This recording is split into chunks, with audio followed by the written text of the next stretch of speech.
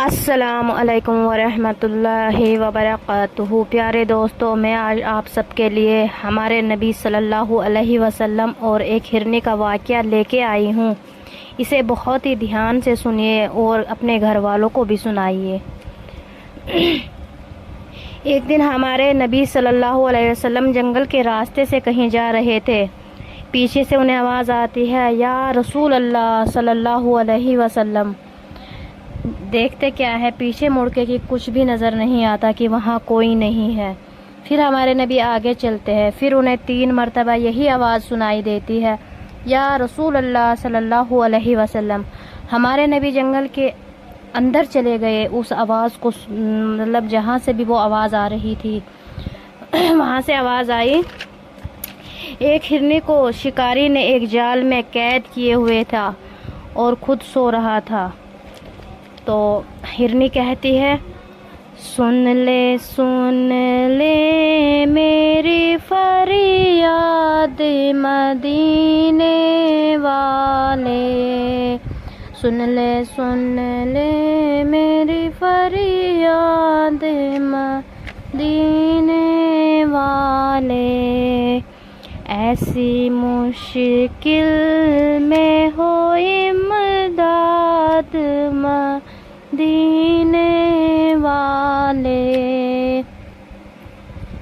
ایسی مشکل میں ہو امداد مدینے والے، اس شکاری نے مجھے جال میں جکڑا ایسا، اس شکاری نے مجھے جال میں جکڑا ایسا، اب تو ہر قوم پہ چل جائے گا لے خنجر، ذبح کر ڈالے گا جلاد مدینے والے، میرے 2 بچے ہیں بن دودھ جئیں گے کیسے، کرتے ہوگے وہ مجھے یاد مدینے والے، یا نبی بحر خدا کھول دیا کر مجھ کو، یا نبی بحر خدا کھول دیا کر مجھ کو۔ پھر ہمارے نبی اس ہرن کے پاس پہنچ جاتے ہیں جہاں سے وہ ہرن پکار رہی تھی۔ دیکھتے کیا ہے کہ ہرنی کو شکاری نے ایک جال میں قید کیے ہوئے تھا اور شکاری بھرپور نیند میں سو رہا تھا۔ ہرنی نے ہمارے نبی سے کہا کہ اے نبی، یہ دیکھیے، اس شکاری نے مجھے قید کیے ہوئے ہیں اور میرے 2 چھوٹے چھوٹے بچے ہیں، مجھے یہاں سے آزاد کرائیے۔ تو ہمارے نبی نے اس ہرنی سے کہا کہ اے ہرنی، کہاں کی ہے تو، کہاں تیرا گھر ہے، کون سے پہاڑ سے آئی ہے؟ تو ہرنی نے کہا، یہ کھور جو ہے سامنے آ فقر رسالہ، یہ کھور جو ہے سامنے آ فقر رسالہ، 2 بچے ہیں بھوکے میرے اور بھوکے شیدا، جو دودھ ہے وہ دودھ پلاتا نہیں کوئی، میں قید میں ہوں مجھ کو چھڑاتا نہیں کوئی، اگر حکم ہو تو دودھ انہیں جا کے پلا دوں، اور آخری صورت میں انہیں جا کے دکھا دوں۔ پھر ہمارے نبی نے کہا کہ اے ہرنی، یہ بتا کہ میں تیری کیسے مدد کر سکتا ہوں؟ تو ہرنی نے کہا یا نبی صلی اللہ علیہ وسلم، میں یہاں سے آزاد ہونا چاہتی ہوں اور میں اپنے بچوں کو دودھ پلا کر واپس آ جاؤں گی۔ تو ہمارے نبی نے کہا ایسے تو کوئی جانور نہیں ہے اس دنیا میں کہ جو جال سے چھوٹا ہو اور پھر وہ واپس آیا ہو۔ تو ہمارے نبی نے یہ بات کہی ہرنی سے، تو ہرنی نے کہا کہ اے نبی صلی اللہ علیہ وسلم، مجھ پر بھروسہ کرو، میں اپنے بچوں کو دودھ پلا کر واپس آتی ہوں۔